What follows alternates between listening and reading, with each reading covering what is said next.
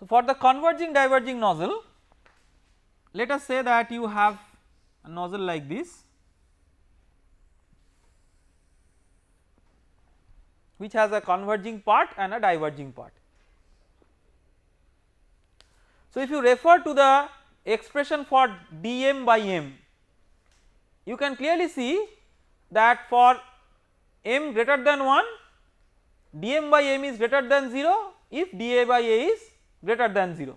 That means it is possible to have an increase of Mach number from the critical case, which you may come here as m equal to 1. So, this part is just like a converging nozzle. So, the critical condition that you may achieve here is m equal to 1. In the converging part you cannot achieve a Mach number greater than m equal to 1, but from m equal to 1, if you want to further increase it to greater and greater and greater values, then using the expression for dA by A in terms of dm by m, we can see for m greater than 1 you can have dm by m greater than 0 if you have only if you have dA by A greater than 0. That does not mean that you will always be able to achieve that, because that expression was derived with an isentropic flow in mind, and we are not sure that in the diverging section always it will be isentropic flow. Why?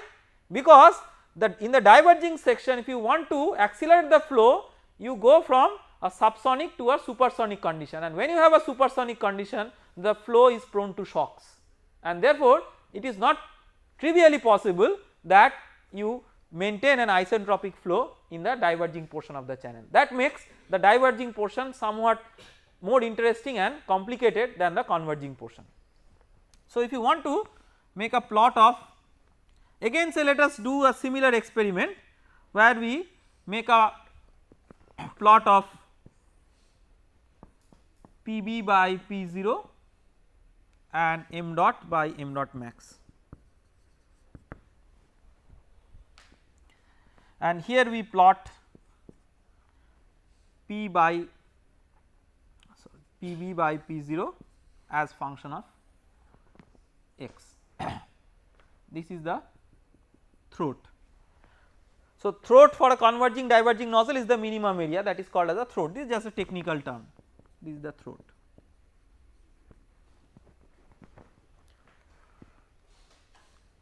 Initial case when no flow is like you have same uniform pressure, which is Pb equal to P0 equal to 1, the ratio is 1. Now you reduce the back pressure. So, when you reduce the back pressure, see there are two possibilities. Think of one possibility that here the Mach number is, say here the Mach number is less than 1. So, the Mach number here is, I mean whatever is the inlet flow, from the inlet to this one the Mach number at the most may be 1, but it will in general be less than 1. So, if it is less than 1, then what will happen? So, if the back pressure is such that it could not bring it to the limit of a choking condition at the throat, then what will happen? So, let us consider such cases first. So, when you have such a case,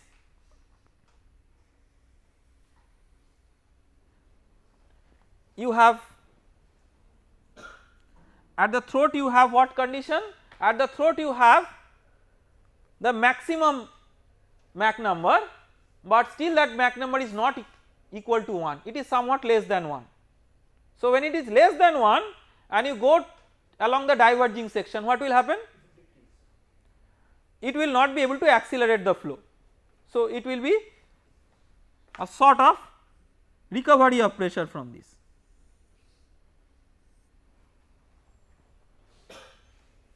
Okay. So, that means if you keep this as a back pressure, you may have a flow where it is accelerating in the converging section and decelerating in the diverging section, just like an incompressible flow, and nowhere you have reached a sonic condition. Your Mach number everywhere is less than 1 and it is an isentropic flow throughout. Okay. So, let us say now you reduce the back pressure and similar things will occur. till you come to a critical limit. So, let us say that we will consider that critical limit separately. So, first we consider the exit plane and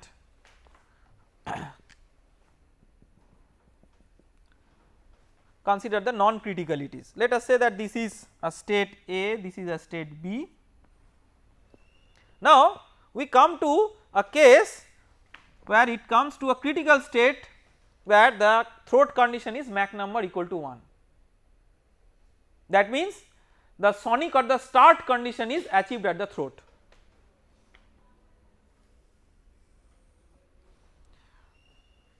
When you have Mach number equal to 1 here, what will happen in the diverging section? We will have two possibilities. Why it will have two possibilities?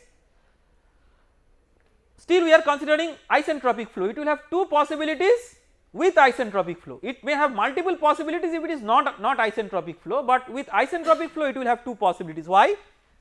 Think about the exit area. So, you have AE by A star. When the sonic condition is achieved at the throat, then A star is equal to A throat. So, A by A star is a function of the Mach number at the exit, where multiple values of Mach number at the exit will satisfy a unique A by A star. That is the equation that we have derived in the previous one of the previous lectures, that A by A star is a function of, it is a nonlinear function of Mach number at the section that we are considering. If we are considering the exit section, then the Mach number is the exit Mach number. So, there are two isentropic solutions for this. One isentropic solution is a subsonic solution, another isentropic solution is a supersonic solution. So, if you want to have an isentropic flow at the exit with the throat Mach number equal to 1, then you have two possibilities. One is a subsonic flow, another is a supersonic flow. So, you have this as, let us say C, let us say this is D. So, if your design is so perfect that you are keeping your back pressure same as the pressure at D, what you get out of this exercise, it is easy to get what is the pressure at D, because you can from A by A star the supersonic solution will give what is the Mach number at the exit, and corresponding to that Mach number P by P0, if you calculate, that P will be the P at D, which is known as the design condition. Why it is the design condition? It gives you the highest Mach number. So, it is making the flow utilize its entire potential of acceleration. So, it is accelerating to the highest Mach number with an isentropic condition throughout. So, this is known as the design condition. That means, of course, if you keep at C, still you get an isentropic flow throughout, but it is a subsonic flow throughout, it is not a supersonic flow. Now, so if you want to utilize the diverging section with a continuously increasing velocity or the accelerating flow, then the design condition is the correct condition that one may maintain, but in reality it may not be possible to maintain the design condition. So, we have to see interestingly that what are the off design conditions. So, some of the off design conditions are what? So, let us say that you have a back pressure, say somewhere like here, say E. So, when the back pressure is maintained at E, then what will happen? So, there are two cases, the back pressure is maintained at E and the back pressure is maintained at F.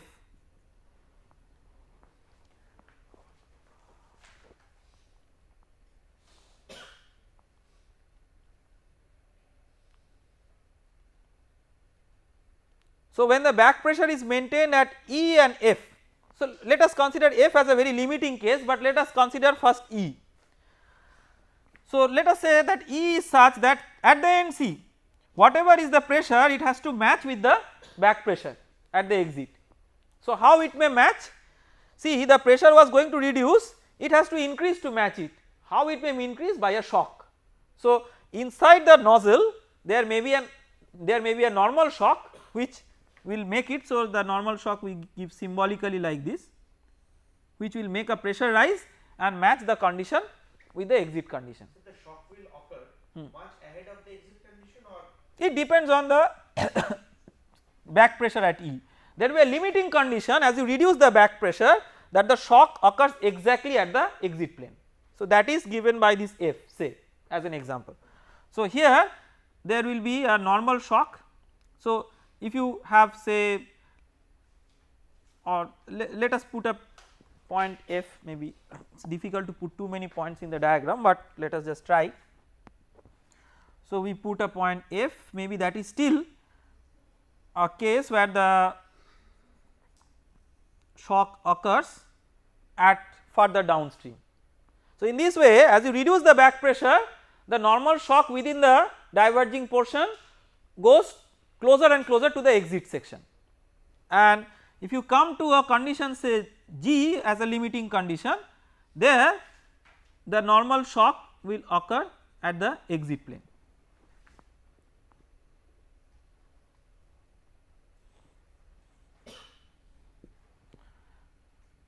So G corresponds to normal shock at exit.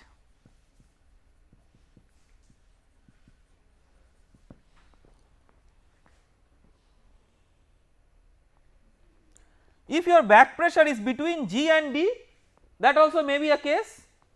So let us say that the back pressure is at H, which is between G and D.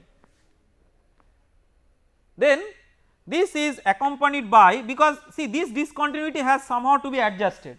So that is adjusted by a shock not within the nozzle but just outside the nozzle, and that is an oblique shock. So this is oblique shock outside the nozzle.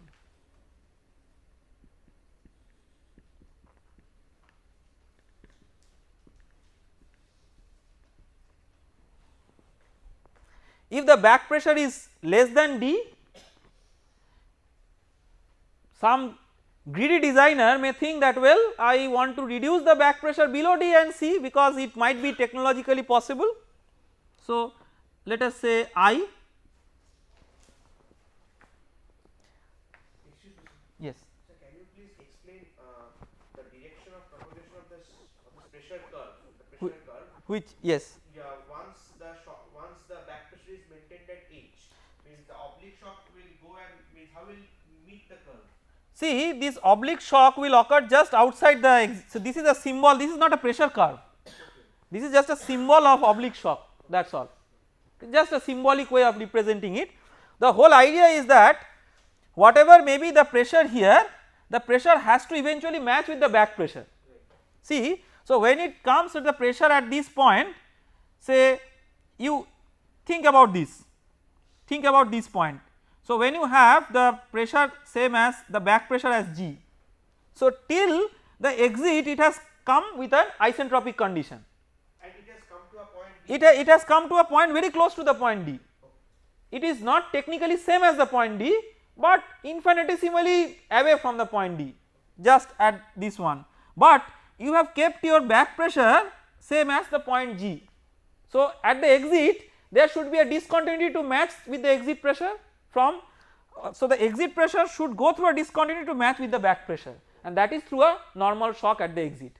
Similarly, if the back pressures are lower and say here, that discontinuity is not in the form of a normal shock but in the form of oblique shock just outside the exit plane. When you come to the point I, which is less than the, where the back pressure is less than the point D, so let us say that you want your back pressure at I. When you have your, so up to D, very close to the D, it could come to what state? It could come to a state where it is an isentropic flow almost throughout, very close to the point D, but back pressure has to match with pressure at I. So there should be some sort of discontinuity between D to I, that is in the form of what? See, D to I is what? pressure increase or pressure decrease? Decrease. Pressure decrease. So it is an expansion. Shock wave is the till now whatever we have considered as a shock wave is the compression wave. So here it is an expansion, so it is an oblique expansion wave that is there at the exit.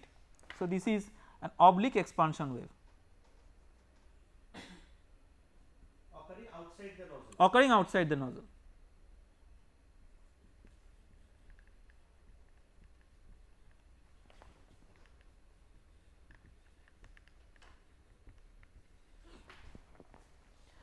So if you consider from a design perspective, D is the back pressure at D is the design condition. If you have your back pressure between G and D, then still you get almost entirely isentropic flow within the nozzle. If you consider your back pressure less than D, then also you get almost entirely isentropic flow within the nozzle, but the discontinuity to match up the back pressure and the exit pressure is through different forms of waves, shock wave or expansion wave. In terms of m dot by m dot max, now let us see this graph. So when you reduce your back pressure, just as the previous case, the mass flow rate will increase. So when the mass flow rate increases, it will come to a saturation. Out of these all these points in the diagram, which point will be the point corresponding to the saturation mass flow rate, beyond which mass flow rate will not increase further? C, right. So C, because it corresponds to the critical, the sonic condition gives you the maximum mass flow rate. See, for the mass flow rate, converging portion is important, because whatever mass flow rate the converging section is delivering, that is going through the diverging section. So you come to the point C, maybe A is this and B is this, then if you come to this one, this is m dot by m dot max equal to 1, all your points like E, G, H, D, I will give the same maximum m dot, which is given by the sonic condition at the throat. So it means that if you want to have a supersonic flow in the diverging section, it must pass through the sonic point at the throat in a converging diverging nozzle. That is a very important understanding. So we have seen that if you have such a geometry where it is a converging section and a diverging section, it is not always necessary to have achieve a sonic condition at the throat, right. So just in the previous class we have worked out an example where the geometry was like this, and at the throat we got a condition where the Mach number is less than 1. So it is not a must that at the throat the Mach number should be equal to 1, but if it at all has to be 1, it has to be at the throat. So these are the conditions for which the Mach number is 1, and that is at the throat. These are the conditions where the Mach number is less than 1, right. So with this understanding, now let us try to work out a couple of problems on the converging diverging nozzle.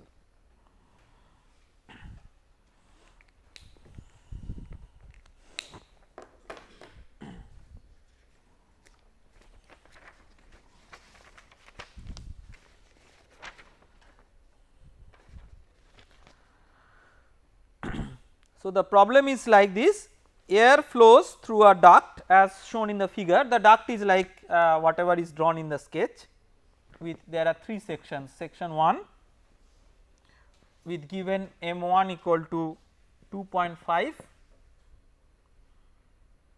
p1 equal to 40 kilopascal and T1 is 30 degree centigrade. The throat name is section 2, no sorry, throat name is not identified as any section. It is told that in some section 2 a normal shock occurs wherever it is, a normal shock occurs here.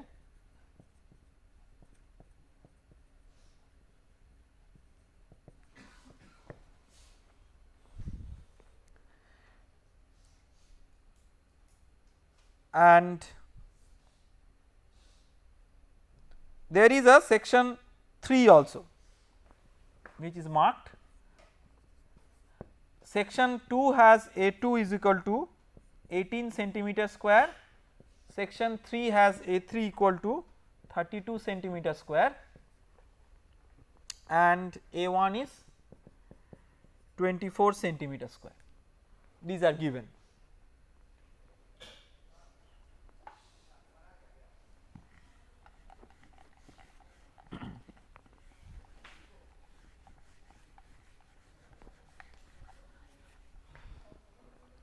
So, with this given data you have to find out the mass flow rate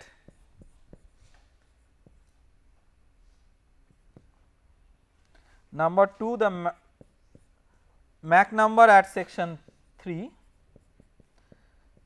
and the stagnation pressure at section 3. Okay.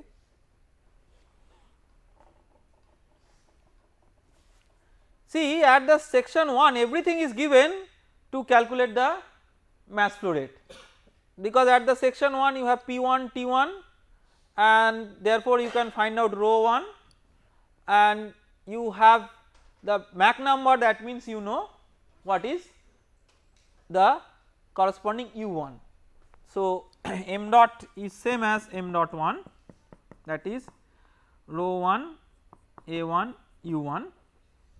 So, rho 1 is P1 by RT1, A1 is given, U1 is m1 square root of gamma RT1. So, all these data are given. If you substitute that, you will get this as 0.96 kg per second.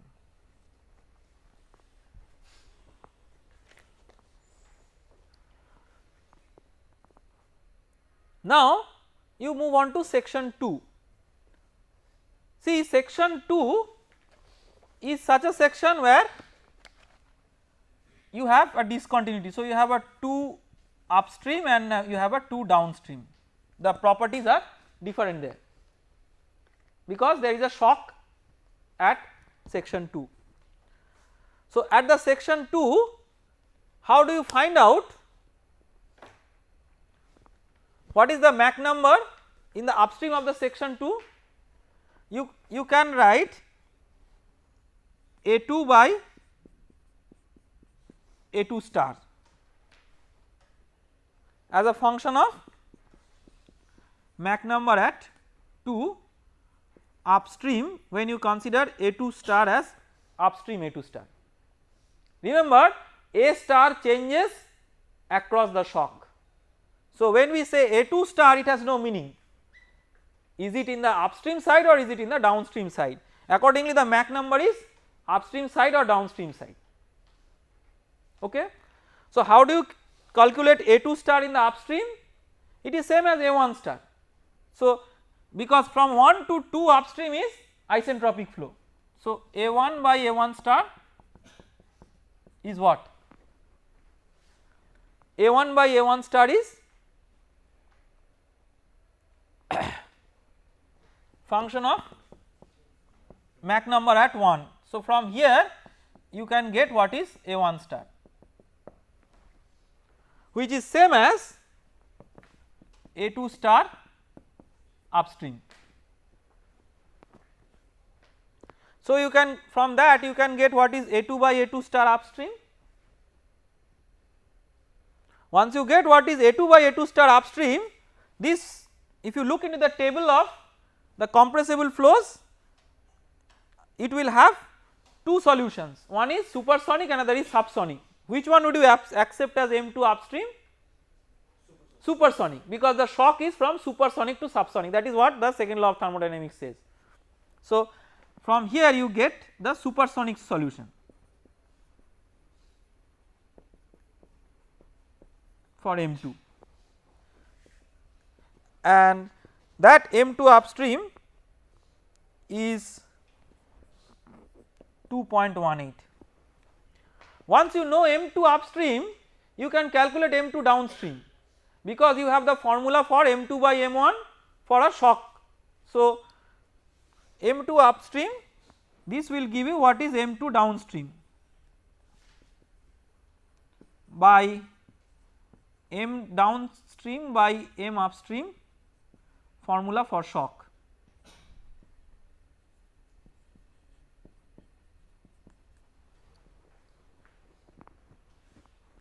That is M2 square in terms of M1 square, that formula. So, that will give you M2 downstream equal to 0.54977.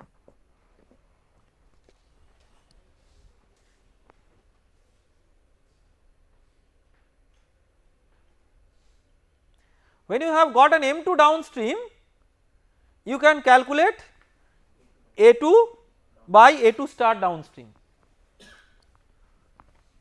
So, A2 by A2 star downstream is a function of M2 downstream.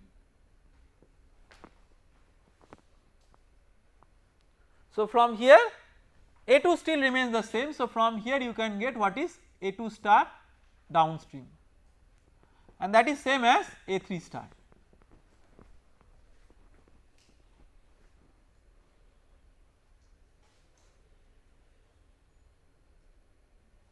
So, then from this you therefore have what is A3 by A3 star.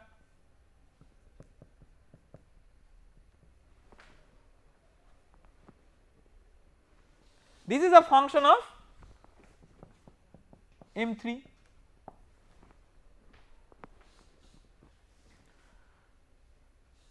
So, out of the possible M3s, again it has two solutions. Which M3 we will take, subsonic or supersonic? Subsonic, because it is downstream of the shock. So, this you get what is M3 as the subsonic solution, that is equal to 0.27.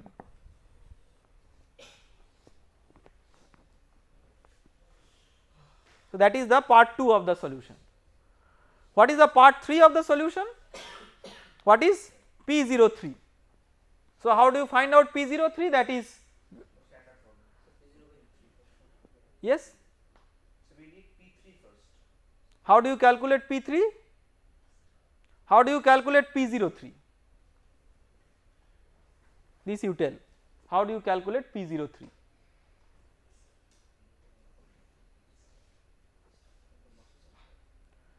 have the P star. See, you have P star, okay. Then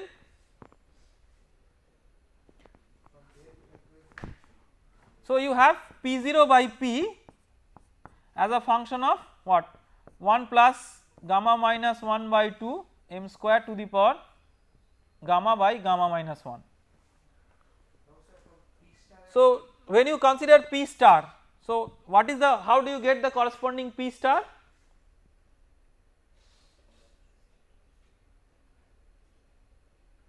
See, remember P star is a reference state which is not any physical state out of 1, 2 or 3.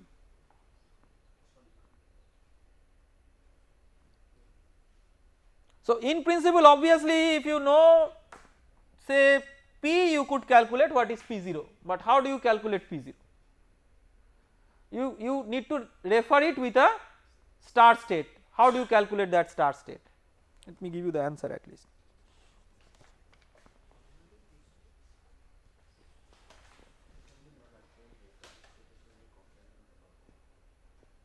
See, if you want to calculate this in this way, the trouble is you are required to know what is P, but if you forget about that, just go to the upstream of the shock. Can you tell what is P0 at the upstream of the shock? Yes, P naught by P1 you know, right. So, in the upstream of the shock you know P0 by P1 as a function of M1, right. So, this is P0 at upstream, right. Can you relate P0 at upstream with P0 at downstream?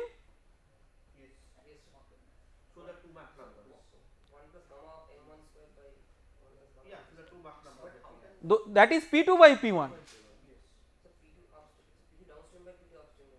That is P2 up, that is the P2 ratio. What about P0 ratio? No, sir. Once we have the P2s, then we can have the P2 downstream by P0 downstream related to the Mach number.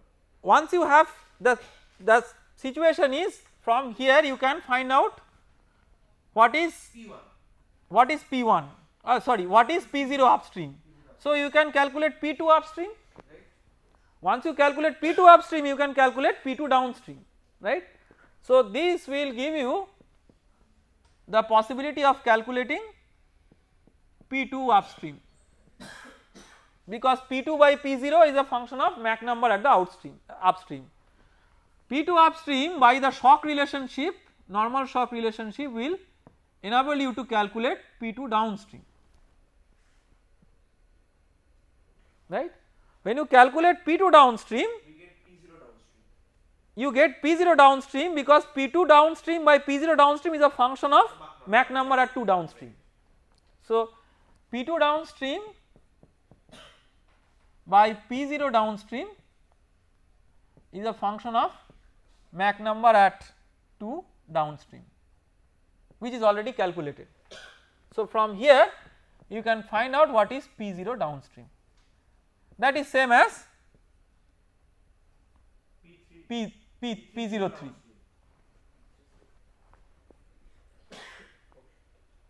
Okay. But if you use the table of shocks, you need not do all this, it is simply given a P0 downstream by P0 upstream, because it goes through all these calculations and eventually tabulates in the form of that. So if you do that, this you will be 435 kilopascal. That is the answer to the third part. So that is the P0 downstream. Okay. So we can see that given certain conditions, we need to keep in mind that A star is a reference quantity. The A star may not be the any physical A star which we are getting for these sections. It is just an hypothetical state where in an isentropic condition the system is brought to a sonic state.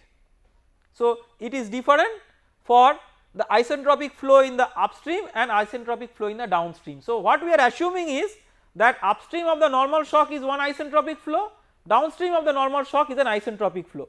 So in the upstream of the normal shock, P0, T0, A star they are remaining same, downstream of the normal shock, P0, T0 and A star they are remaining another set of same values, and there is a discontinuity of those as you go across the shock because of the non isentropic nature of the flow across the shock.